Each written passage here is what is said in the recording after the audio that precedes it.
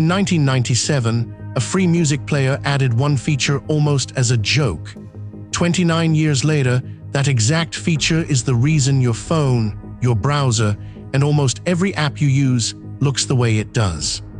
The player was Winamp. The company was Nullsoft. The two people who built it were broke college-aged programmers in Arizona, and within 5 years, they had accidentally trained every software designer on Earth in how users actually want to use software. By the end of this video, you will know what that feature was, why it spread to everything, and why every customizable app you touch today is quietly running on its ghost. 1997. Justin Frankel is 18 years old. He drops out of Sedona Red Rock High School in Arizona, then enrolls and drops out of the University of Utah within months. What he wants to do is write a Windows program that plays a brand new audio format almost nobody has heard of, MP3. He builds it in his bedroom. He names it Winamp, short for Windows Advanced Multimedia Product. He releases version 1.0 on April 21, 1997, with his friend Dmitry Boldyrev. The catch tagline, "It really whips the llama's ass. Distributed free, donation requested." By the end of 1997, 3 million people had downloaded it. But here is what mattered. Frankel was a programmer who hated how Windows software looked. Beige rectangles, gray buttons, Microsoft's design language, sterile, corporate, identical. So in December 1997, with Winamp version 1.91, Frankel shipped something nobody had really tried before in mainstream consumer software. He let the user redesign it. The feature was called skins. The file format was .wsz. A skin was just a zip file containing a handful of bitmap images and a small text file that told Winamp where to place each button, slider, and label. Drop the WSZ file onto Winamp, and the entire program transformed. Different colors, different shapes, different fonts, different layout. Anyone could make one. Frankel published the specification publicly. Within weeks, users were uploading skins to bulletin boards. Within months, dedicated skin galleries appeared: skins.org, customize.org, Winamp Heaven, hosting thousands of community-made themes. By the year 2000, those galleries hosted an estimated 30 user-created Winamp skins. Some looked like Star Trek panels, some looked like Buddhist mandalas. One famous skin made Winamp look like a slice of bacon. This was not a feature Microsoft would have ever shipped. Microsoft sold uniformity. Frankel shipped its opposite. He gave users, not designers, not engineers, regular users, the keys to the interior of his program. Then America Online noticed. In June 1999, AOL bought Nullsoft for $80 million in stock. Frankel was 19. Overnight, he was a multimillionaire and an AOL employee. The acquisition was supposed to be AOL absorbing Winamp's audience. What actually happened was Winamp's design philosophy starting to leak into every other piece of software on Earth. By 2001, Microsoft had quietly added theme support to Windows XP. By 2002, Firefox launched with personas and themes as a launch feature. By 2004, the entire concept of personalizing your software had moved from radical experiment to industry default. The seed was Winamp. Here is what makes this story strange. Frankel did not invent the concept of a customizable interface.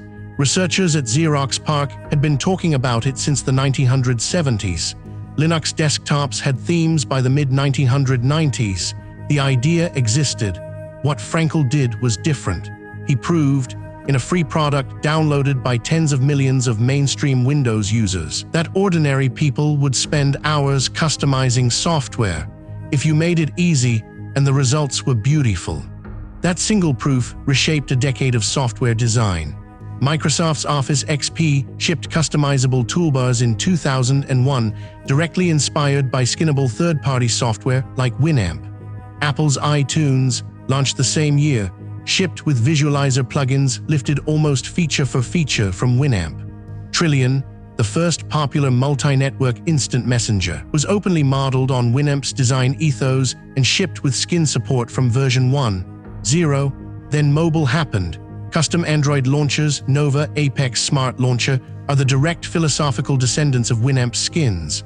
The Cydia jailbreak ecosystem for iPhone, at its peak around 2012, hosted hundreds of thousands of user-created themes. Same idea, different decade. And then it kept going. Discord did not launch with native themes. Users built Better Discord, a community modification framework that adds theming, in 2015. It now has millions of installs. Spotify did not launch with custom themes. Users built Spicify, a theming framework, in 2017. It also has millions of installs. VS Code, the most popular code editor in the world, shipped first-class theme support from launch and now has an entire marketplace of community themes. So does Obsidian, so does Vivaldi, so does every modern browser, so does every modern terminal. The pattern is the same every time. Company ships sleek, uniform, opinionated default. Users tear off the default and replace it with something personal.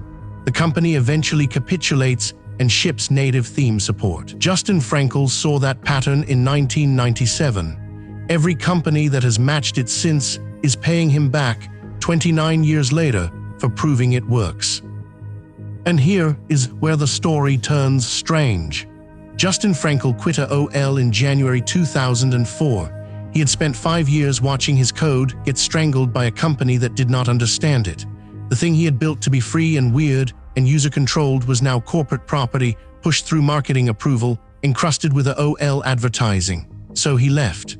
In 2013, AOL shut Winamp down. Distribution ended. The download page went dark. A community of fans bought the remains. The brand limped on. It was, by every standard measure, a dead product. But by then, the feature had already won. Every customizable app you use today, Spotify themes, Discord themes, VS Code themes, browser themes, custom Android launchers, every mod-friendly piece of software in your pocket traces a direct lineage to the moment Frankel decided in December 1997 that users should be allowed to redesign his program. The WSZ file format is essentially dead, but the principle it carried, the user owns the interior of the software they use, is now the silent default of consumer software design. Frankel did not write the most important feature ever shipped. He wrote a permission slip, and almost every app on Earth has spent the next 3 decades trying to copy it. So when you change your Discord theme tonight, or install a new Spotify skin, or pick a dark mode in your text editor, you are continuing a small revolution that started in a bedroom in Arizona in December 1997, with a music player that whipped the llama's ass. Justin Frankel still writes code. He runs a small company called Carcos. He releases free software. He has never sold another company. The thing he made in 1997 is mostly forgotten as a product, but the idea he made it carry, that software should bend to its user, not the other way around, outlived Winamp, outlived Nullsoft, and is now baked into every interface you touch. Progress does not always look like new code. Sometimes it looks like a teenager from Sedona quietly handing 30 million people a key to the inside of their own software. Next week, the story of an Apple product so disastrous that Steve Jobs personally killed it in 1998, and how the chip inside it now runs every smartphone on Earth, including the iPhone in your pocket right now. Subscribe to Obsolete Origins so you do not miss it. I will see you Sunday.